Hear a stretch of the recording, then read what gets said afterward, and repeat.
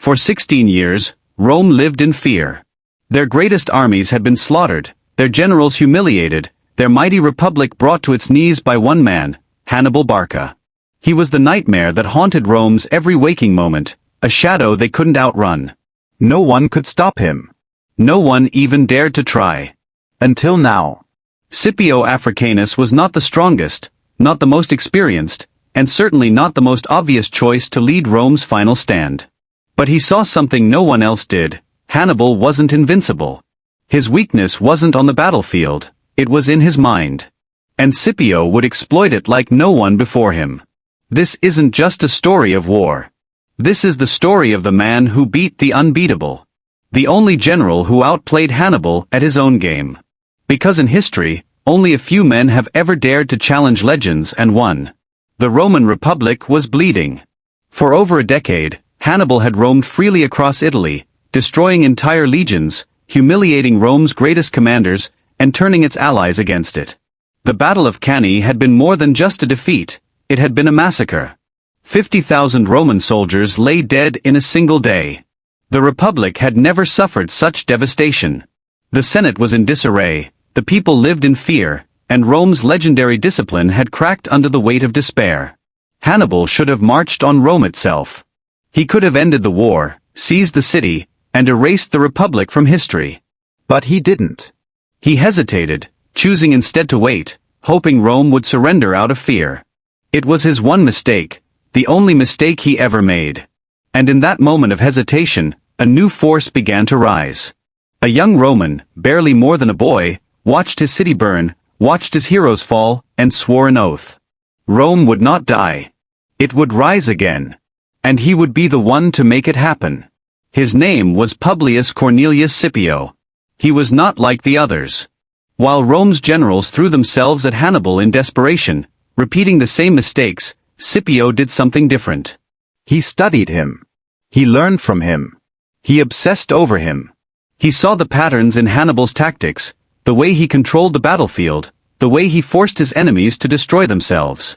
And then he did the unthinkable. He proposed that Rome stop fighting like Rome, and start fighting like Hannibal. The Senate called him reckless. His rivals called him arrogant. But the truth was, Scipio Africanus was something Rome had never seen before, a visionary. And so, while Rome continued to fight defensive, losing battle after battle, Scipio did something bold. He took the war to Carthage itself. He didn't wait for Hannibal, he forced him to come home.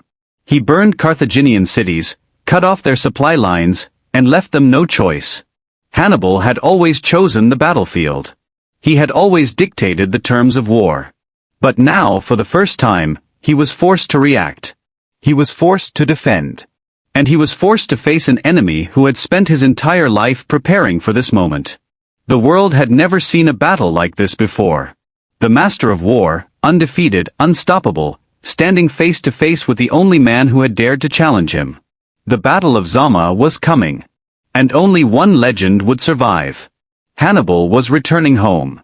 After 16 years of waging war on Roman soil, after crushing every general Rome had thrown at him, after proving time and time again that no one could match his mind, he was being called back to defend Carthage. He hadn't lost a single battle on Roman soil. Not one. And yet, here he was, forced to leave behind the war he had dedicated his life to winning. But this time, he wasn't fighting desperate Roman commanders clinging to their last hope. He wasn't facing men who feared him. He wasn't fighting Rome's past. He was facing Rome's future. He was facing Scipio Africanus. Scipio had spent years studying Hannibal, but Hannibal had never faced a man like Scipio. This was not a Roman who played by the old rules, not a general bound by the rigid formations of the Republic. Scipio had rebuilt his army in Hannibal's image. Flexible, mobile, unpredictable. And, just like Hannibal had once done to Rome, Scipio planned to turn Carthage's own strategies against them. He had learned the lessons of Cannae, the massacre that had nearly ended Rome. He had studied how Hannibal had lured the Romans into overextending themselves, trapping them in a perfect encirclement. And now, Scipio was about to do something Hannibal had never expected. He was going to trap the trapper. But first, he had to make a bold move. One that would either prove his brilliance, or end in complete disaster. Instead of waiting for Hannibal to strike, instead of playing defensive like every Roman before him, Scipio marched straight for Carthage itself. He burned cities along the way, forcing Carthage to recall their greatest general, pulling Hannibal out of Italy before he could finish what he had started. Carthage, which had always fought its wars in distant lands, suddenly found itself defending its own home. And now, for the first time in his career, Hannibal wasn't dictating the war, he was reacting to it. He had to fight on Scipio's terms. And Scipio had set the perfect stage. The final confrontation would take place at Zama, a quiet plain outside Carthage. Hannibal still had his war elephants, his veterans, his brilliant tactics. He believed he could do to Scipio what he had done to Rome for years. But there was one thing he didn't account for. Scipio had already anticipated his every move. This wasn't just another battle. This was a war of minds, a chess match between two of the greatest strategists in history. Hannibal had never been beaten. But Scipio wasn't here to fight. He was here to win. The morning sun rose over the plains of Zama, casting long shadows over the battlefield where history would be written. Two men stood on opposite sides. One, the greatest general Rome had ever produced, and the other, a living legend who had humbled the Republic time and time again. Hannibal had never lost a battle like this. Scipio had never fought an enemy like this. And in just a few hours, one of them would be finished forever.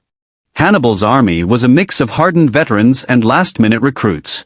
His war elephants, the terrifying beasts that had crushed Roman legions before, stood at the front, their tusks sharpened, their riders waiting for the signal. He had arranged his troops in layers, the mercenaries in the front, the Carthaginian infantry in the middle, and his most elite veterans at the back. If anyone could turn the tide of war, it was them, the same men who had stood beside him at Cannae, the same warriors who had once slaughtered Rome's finest. Scipio, on the other hand, had built his army differently. He knew Hannibal's strategies, he had studied them for years. He knew the elephants would charge first. He knew Hannibal would try to recreate the same double envelopment that had destroyed Rome's armies before. But this time, Rome would not fall into his trap.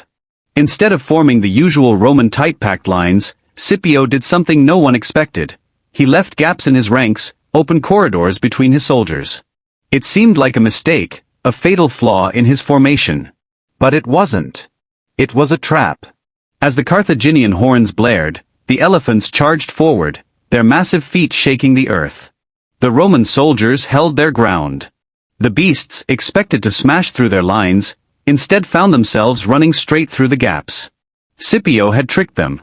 Rather than allowing the elephants to crush his infantry, he let them pass through harmlessly. Once inside, they were vulnerable, easy targets for the Roman cavalry and skirmishers who quickly took them down. Hannibal watched in horror. His first attack had failed. But he was far from finished. He ordered his mercenaries, Gauls, Iberians and Numidians, to engage the Romans. The battlefield exploded into chaos, the sound of clashing steel and desperate cries filling the air. The fight was brutal, vicious. But Scipio had one more advantage that Hannibal wasn't expecting: loyalty. The mercenaries fighting for Carthage were not fighting for a homeland. They were fighting for money, and money meant nothing if you were dead. As the battle dragged on, some of Hannibal's men began to break. First a few, then more. Rome was holding its ground. Hannibal's once invincible army was starting to crack. And Scipio knew it. He had waited for this moment. He was about to deliver the final blow. Hannibal saw what was happening. He had one last chance. His veterans, his undefeated warriors, the men who had stood with him at Cannae, were still waiting at the back. He had to break Rome's lines. He gave the order. The elite Carthaginian infantry advanced, shields locked, moving forward with terrifying precision. These were not mercenaries. These were Hannibal's finest. If anyone could turn the tide, it was them. For a moment, it seemed like the battle was shifting. The Romans were pushed back. The sheer force of Hannibal's elite troops threatened to split Scipio's center wide open. The Carthaginians could feel it. Victory was still possible. But then, the trap snapped shut. Scipio had saved his cavalry for this exact moment. His Numidian horsemen, led by the brilliant Massinissa, had chased away Hannibal's cavalry earlier in the battle. Now they returned, not from the front, but from behind. Hannibal's army was surrounded. It was canny in reverse. The same strategy that Hannibal had once used to annihilate an entire Roman army was now being used against him. Scipio's forces closed in from all sides, trapping Hannibal's troops with no escape. Panic set in. The Carthaginians fought desperately, but they were outnumbered, outmaneuvered, and running out of time. Hannibal knew it was over. For the first time in his life, he had been outplayed. His men were slaughtered. His veterans, the warriors who had stood with him through 16 years of war, were dying around him. And there was nothing he could do. When the dust settled, Carthage's army was destroyed. Hannibal had lost his first and final battle. Rome had won. Scipio Africanus had done the impossible. He had defeated the man no one could defeat. The war was over. But Scipio wasn't finished. What happened next would decide the fate of Carthage itself. Would Rome erase its greatest rival from history?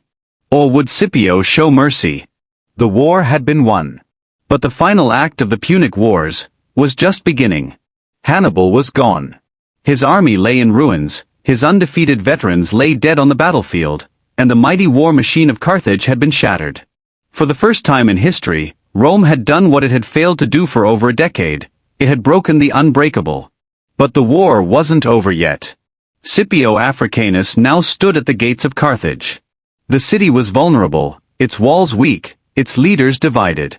The Roman Senate wanted total destruction, to do what Hannibal had once dreamed of doing to Rome. To burn Carthage to the ground, to erase it from the maps, to make sure it never rose again. But Scipio hesitated. He could have marched his legions in and ended Carthage once and for all. But something stopped him. Perhaps it was the weight of history. Perhaps it was because he had studied Hannibal so deeply that he respected him in ways no one else did. Or perhaps he understood something Rome never had. True victory isn't just about winning a war. It's about shaping the future. Instead of annihilating Carthage, Scipio offered terms. The Senate was furious. They wanted blood. But Scipio was the one who had won the war, and for now they listened. The treaty was brutal. Carthage would surrender all of its warships, pay a massive tribute, and lose its ability to wage war without Roman permission. Carthage, once the greatest power in the Mediterranean, was now a vassal state of Rome. The war was over. The Republic had won. Or so they thought. Because Hannibal Barca was still alive. And he was not finished yet. Hannibal had escaped the battlefield at Zama, but he had not escaped Rome's vengeance. He returned to Carthage, where the people still saw him as their last hope. He reformed the government, restored the economy, and in just a few years, Carthage began to rise again. But Rome was watching. And they would never let him rebuild the power he once had. The Senate issued a demand: Hannibal must be handed over to Rome. His own city, his own people, turned against him. He was forced to flee, running from city to city, from one kingdom to another. No matter where he went, Rome hunted him. They feared him, not because he had an army, but because of what he represented. Hannibal Barca was more than a general. He was the only man who had ever truly made Rome afraid. And so, Rome did not rest until he was dead. In the end, they found him in the court of the Seleucid king in the east, living as a fugitive, still plotting against Rome, still dreaming of revenge. When Roman agents finally closed in, Hannibal knew there was only one way this story could end. He refused to give Rome the satisfaction of executing him. Instead, he took poison. His last words? Let us relieve Rome of her anxiety by the death of an old man. And just like that, the greatest enemy Rome had ever faced was gone. But if Rome thought that would be the end of Hannibal Barca, they were wrong. Because history would never forget him. Rome had won. The Second Punic War was over. Hannibal was gone, Carthage was crippled, and the Republic had secured its dominance over the Mediterranean. The city erupted in celebration. And at the heart of it all was Scipio Africanus. He was the hero of Rome, the man who had saved the Republic from destruction, the general who had outwitted the greatest strategist of all time. When he returned to Rome, he was given a triumph, the highest honor a Roman could receive. He marched through the streets in a golden chariot, his soldiers cheering, the people throwing flowers in his path. He had achieved what no one else could, he had done the impossible. But Scipio knew something no one else did. Rome wasn't just celebrating its victory over Carthage. It was celebrating its future as an empire.